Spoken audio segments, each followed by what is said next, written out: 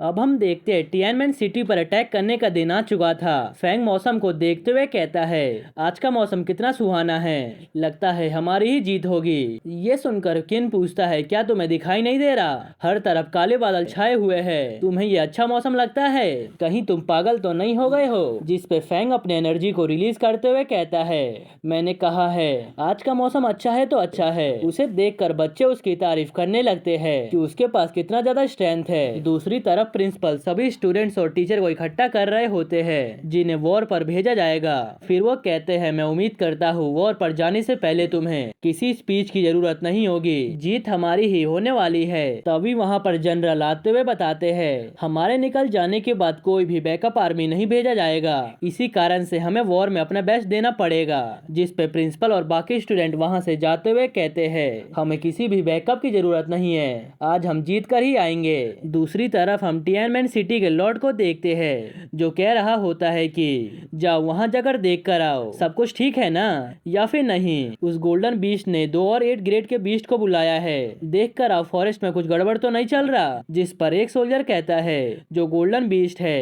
वो life Wien को पाने का ट्राई कर रहा है। ये सुनकर लॉर्ड कहता है, अगर कोई भी किंग के प्लान में इंटरफेयर करने का ट्राई करेगा तो वो बचेगा नहीं, भले ही वो इंसान हो या फिर गोल्डन बीस्ट। और हाँ, ये देखते रहना कि गोल्डन बीस्ट इंसानों के आर्मी के साथ ना मिल जाए, अगर ऐसा हो गया तो हमारे लिए बैटल को जीत पाना मुश्किल हो जाएगा।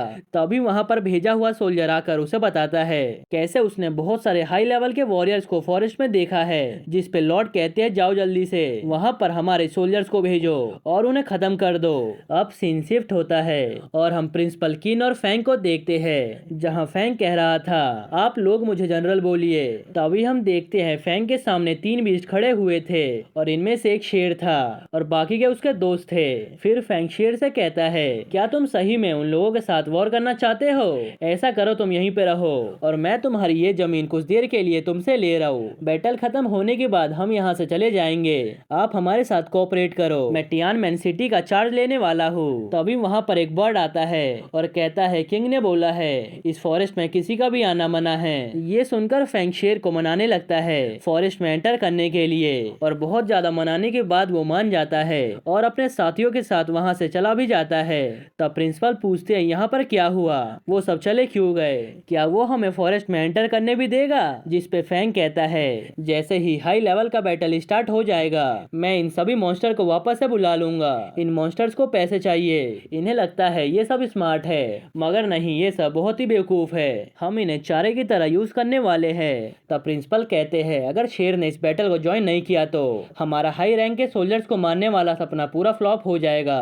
तभी फैंग सभी को फॉरेस्ट में एंटर करने का ऑर्डर देता है। ये सुनकर सब एंटर करने लगते हैं। अब सीन शिफ्ट होता है और हम देखते हैं फैंग आसमान में देखते हुए कहता है, 2 रैंक 8 के बंदे मॉन्स्टर सिटी जा रहे हैं। तभी ग्रैंडपा कहते हैं, ऐसा करो, इन दोनों बंदों को मेरे ऊपर छोड़ दो। जिस पे प्रिंसिपल कहते हैं, अभी यहाँ पर और भी बहुत सारे रैंक 6 के ऊपर वाले बंदे हैं। तभी वहाँ पर हुआंग आते हैं जो कि लेवल 7 पर है और वो कहते हैं, मैं और डीन बाकियों के साथ डील कर लेंगे। तब डीन कहते हैं, इन रैंक 6 वालों को तो हम देख लेंगे, तुम सब आगे बढ़ो और हाई रैंक के सोल्जर्स को मारो। ये सुनकर फैंग कहता है, अब टीचर इन सभी से निपटने के लिए रेडी है, तो हमें आगे बढ़कर बाकियों को जल्द से जल्द खत्म करना चाहिए। उसके बाद फैंग वहां से जाने लगता है और देखता है सोंग और वोंग भी उसके साथ आ रहे हैं। जिस पे फैंग कहता है, तुम दोनों क्यों आ रहे हो? ये सुनकर सोंग कहता है, हम मौका मिलते ही ब्रेक थ्रू कर लेंगे और तुम्हारी हेल्प करेंगे बाकी के बंदों से लड़ने में, बाकी के बंदों से फाइट करने में। तभी वहाँ पर लॉर्ड की आवाज आती है जो कहता है, स्नेक किंग तुम यहाँ पर आ गए। यहाँ पर वो स्नेक किंग प्रिंसिपल को बोल रहा है। फिर वो कहता है, मुझे अभी भी तुम्हारे गुस्से से भरी हुई आंखें दिख रही है, क्या तुम्हें अपनी बेटी याद है? एक झटके में उसकी बॉडी खून से लथपथ हो गई थी, बेशक तुम्हारी बच्ची क्यूट तो थी। ये सुनकर सरीना को बहुत ज्यादा गुस्सा आने लगता है। तब प्रिंसिपल उसे रोकते हुए कहते हैं, रुक जाओ, ये हमें प्रोवोक करने का ट्राई कर रहा है। फिर लॉर्ड कहता है, अच्छा तो ये तेरी वाइफ है, मैं तो तेरा बहुत टाइम से वेट कर रहा था कि तू मेरे से आकर रिवेंज लेगा, मगर मुझे नहीं लगा था तू ऐसे ही छुपता रहेगा। वैसे मैंने तेरी बेटी के ब्लड और फ्लैश को टेस्ट किया है, वो वो काफी ज्यादा डिलीशियस था, जिस पे प्रिंसिपल कहते हैं तू डरता है कहीं मैं तुझे ना मार दूं, इसी कारण से तू मुझे प्रोवोक कर रहा है। ये सुनकर वो हंसते हुए कहता है क्या तुझे याद भी है लास्ट टाइम कैसे फू मार्शल आर्टिस्ट बचा हुआ था, लास्ट टाइम कैसे फू मरते हुए बचा हुआ था। जिस पे प्रिंसिपल उसे याद दिलाते हैं पिछले टाइम में रैंक 7 पर था और तू रैंक 9 पर, लेकिन अब तू रैंक 9 पर है और मैं भी रैंक 9 पर हूँ, इसी कारण से तुझे डर लग रहा है कहीं मैं तुझे जान से ना मार दूं। ये सुनकर वो हंसते हुए पूछता है क्यों ना हम एक गेम खेले, तू अपने स्टूडेंट्स को मेरे आदमियों को फाइट करने दे और देखते हैं कौन जिंदा रहता है, ऐसे तू अपने रिवेंज को अपने आंखों के सामने देख पाएगा। जिसपे प्रिंसिपल गुस्से में कहते हैं अगर तुझे सही में फाइट करना है तो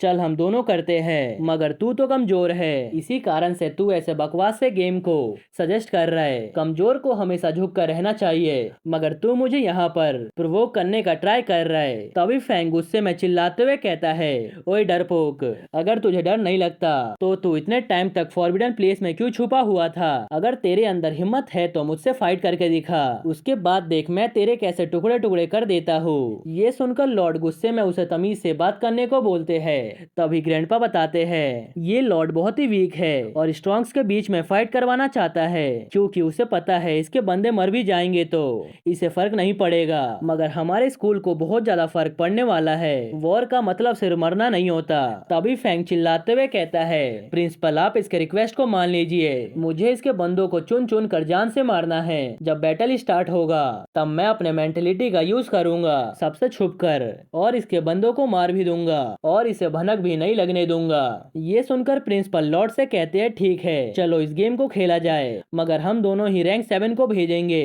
क्योंकि यहाँ पर कोई है जिसे वीक को बुली करना अच्छा लगता है। अब हम फैंग को देखते हैं जो सॉन्ग और वॉन्ग को कहता है ठीक है तुम दोनों एक साथ रहना, मैं तुम्हें बाद में गाइड करूंगा, मैं तुम्हारे अटैक से पहले ही ओपोनेंट की एनर्जी को सप्रेस कर दूंगा और उसके बाद तुम अटैक करके उन्हें एक ही स्ट्राइक में खत्म कर देना और उस पिल को यूज कर लेना जब जरूरत पड़े, और हाँ उन्हें बचाने का ट्राई बिल्कुल भी मत करना, हो सके तो क्रिस्टल का भी यूज कर लेना। चलो अब जंगल गेम को खेलते हैं और उन सभी को जान से मारते हैं। उसके बाद फैंग एक लंबा चौड़ा भाषण देते हुए निकल जाता है अपने ओपोनेंट को मारने के लिए और अपने ओपोनेंट को बोलता है ओए लूजर बाहर आ जा, मेरे से फाइट कर, तू चिंता मत कर मैं तुझे जान से नहीं मारूंगा, मैं तो तुम्हें दिखाऊंगा कि तुम कितने यूजलेस हो। जिसपे वो बंदा सोल्जर्स को बोलता है इसे जान से मार दो, उसके बाद लॉर्ड हमें बहुत ही अच्छा इनाम देंगे। उसके बाद सभी स्टूडेंट और सोल्जर्स आपस में फाइट करने लगते हैं। फैंग देखता है इस बार किन छुपने की जगह फाइट पर फोकस कर रहा है, ये देखकर उसे काफी अच्छा लगता है और वो कहता है हर एक मार्शल आर्टिस्ट की अपनी एक अलग स्टोरी होती है, हर कोई खून की बारिश में फाइट कर रहा है। जब हम पहली बार कैटाकॉम्ब में एंटर हुए थे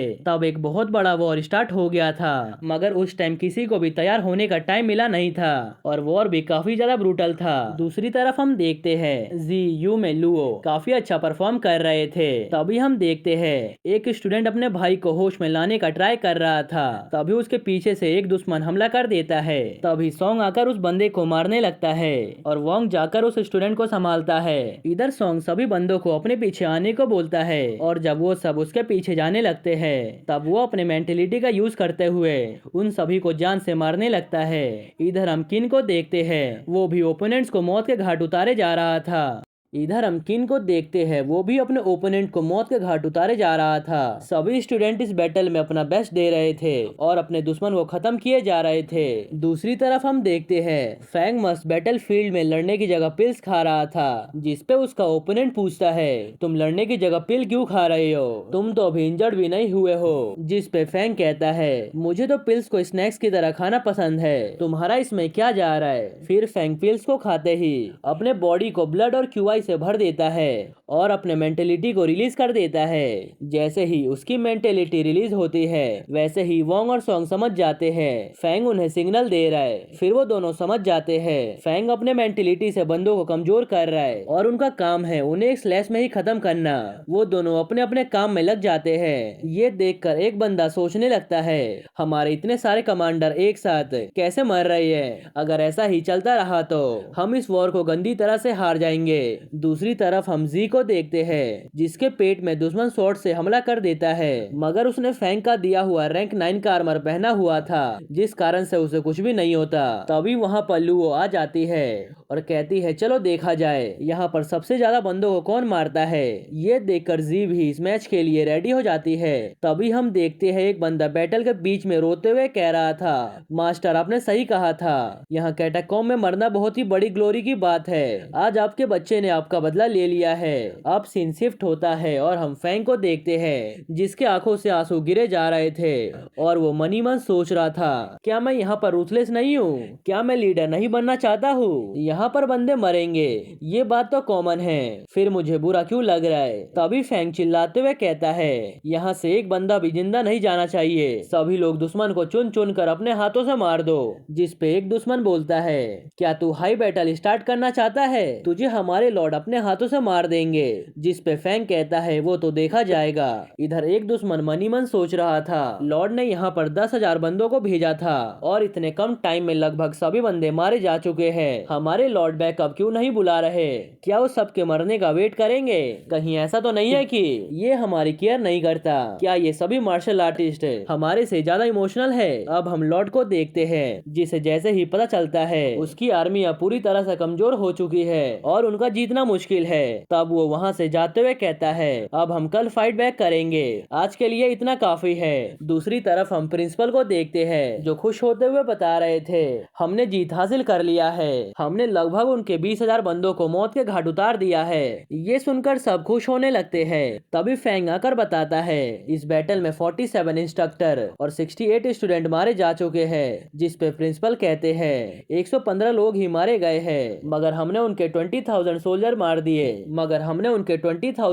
मार दिए। जिस पे फैंग कहता है, मगर उन सोल्जर्स में से सिर्फ 4,000 ही मार्शल आर्टिस्ट थे और वोंग ने अकेले ही हजारों सोल्जर्स को मार दिया था। मैंने उन्हें इतने अच्छे क्रिस्टल प्रोवाइड करवाए थे, मगर उसके हिसाब से मुझे ये रिजल्ट अच्छा नहीं लगा, मुझे ये रिजल्ट वर्थ इट नहीं लगा। हमने आज के बैटल में अपना रिवेंज भी ले लिया। प्रिंसिपल आप सभी को क्रिस्टल यूज करने दो ताकि हम सब हील हो पाए, उसके बाद हम कल से वापस से फाइट करेंगे।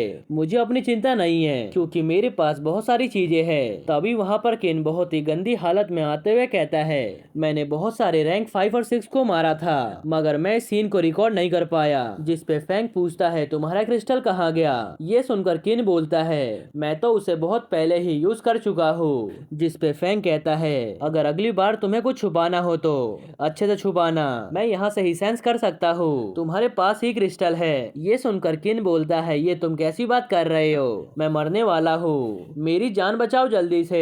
ये सुनकर फैंग उसे हील कर देता है। हील होते हुए किन बहुत ज्यादा खुश होते हुए कहता है, फैंग ने मेरी जान बचा ली। तब फैंग कहता है, बहुत हुआ, अब से तुम अपने क्रिस्टल का यूज करोगे। और इसी के साथ ये एपिसोड यहीं पर खत्म होता है। अगर आपको ये एपिसोड थोड़ा सा भी पसंद आया हो तो प्लीज वीडियो को लाइक कर देना। ओके, तो मिलते हैं नेक्स्ट एपिसोड में।